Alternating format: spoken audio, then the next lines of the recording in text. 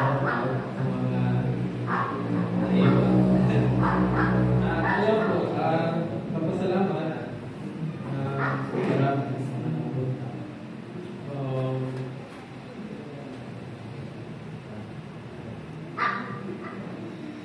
Ayun, iba po. Iiyak niya muna.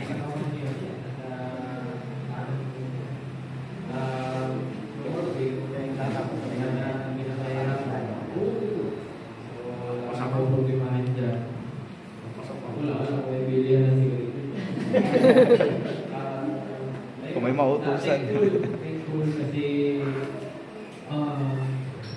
okay naman talaga yung mga yung yun, nakikita yung mga mag-anak.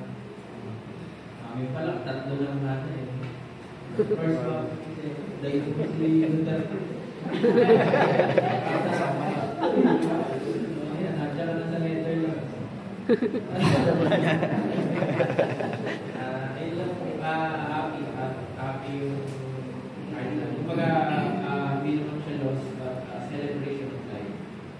Although, hindi naman niya kami perfect family. So, thankful naman pala kayo na before yung